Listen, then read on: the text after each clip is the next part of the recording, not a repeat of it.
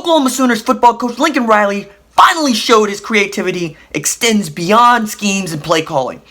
With the hiring of Shane Beamer, who will have the title of assistant head coach for offense, Riley used the NCAA's new rule to allow an assistant to the staff to add a man who can coach all three phases. Beamer, the son of Virginia Tech legend Frank Beamer, has experience coaching running backs, tight ends, defensive backs, and special teams. On top of all of that, he's an excellent recruiter.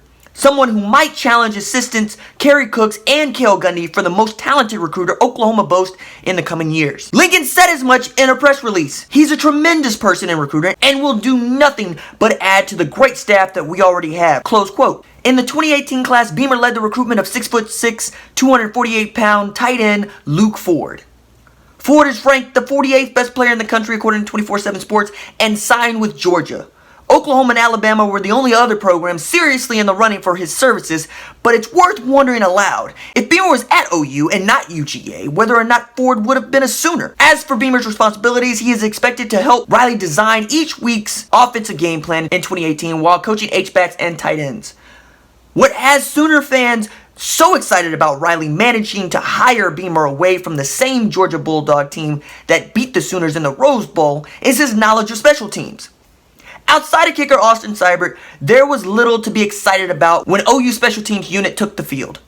The punt team ranked third from the bottom of the 129 FBS teams in punt return defense headed into Pasadena. You can argue that the data is skewed though, because Seibert, who pulls double duty as OU's punter, only allowed 7 returns heading into the Rose Bowl. While the Sooners had speed and cunning cutback artists at the kickoff return positions in wideout Jeff Badette and running back Marcelius Sutton, Oklahoma didn't return a kickoff for a touchdown all season. This is also true of punt returns where wideout CeeDee Lamb was catching fly balls, handing them to the referee, and then heading toward the outside receiver position where he did his real work. Some of this is circumstance. If you can't return a kickoff because it's gone out of the back of the end zone, or a punt because there's nowhere to run, that blame can't be placed at the feet of special teams coach Jay Boulware.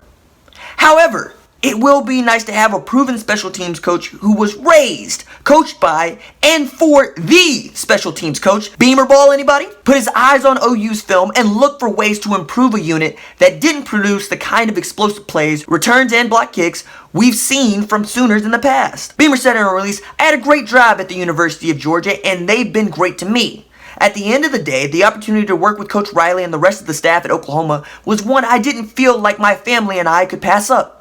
Lincoln's reputation as an offensive mind and as a head coach is second to none. It's exciting for me to be able to learn from him and his system, end quote. Beamer also brings a Southeastern Conference pedigree. He's worked under Sly Kroom, Philip Fulmer, and Steve Spurrier. This is the kind of resume Sooner fans look for when we talk about folks to coach in Norman. After all, Spurrier sent Oklahoma its last legendary coach in Bob Stoops. In Beamer's hiring, we also got to see more about what Riley is like as a head man making personnel decisions. Beamer, at 40, is older than Riley.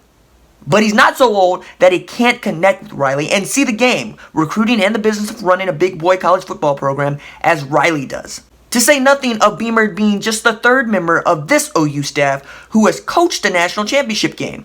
And he's the only member of the staff who played in a national title game. 1999, when the Hokies finished the regular season at number 2 in the country and fell to Florida State in the Sugar Bowl.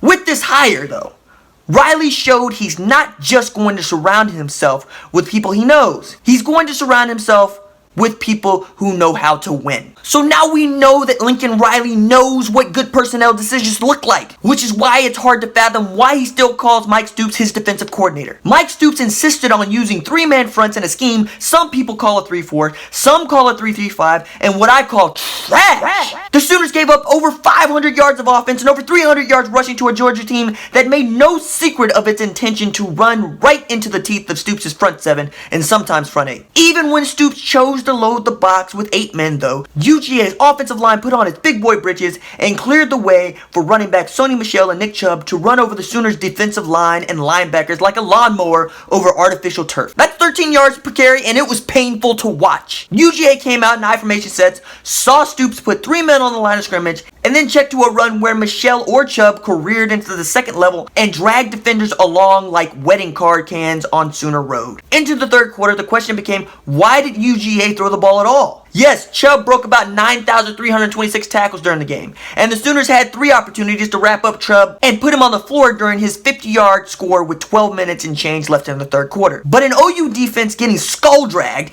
isn't new with Stoops. In fact, it's 6 years old and coming up on first grade. For the last half dozen years, we've seen Stoops get out-coached. For the last 3 years, we've seen Mayfield become the defensive coordinator by outscoring other teams.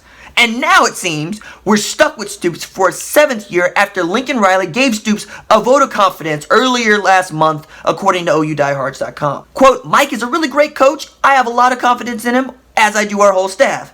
To do what his staff in this program did this year with all the changes and all that was made, it's unprecedented. People better remember that too, end quote. No, Lincoln, it ain't unprecedented, fam.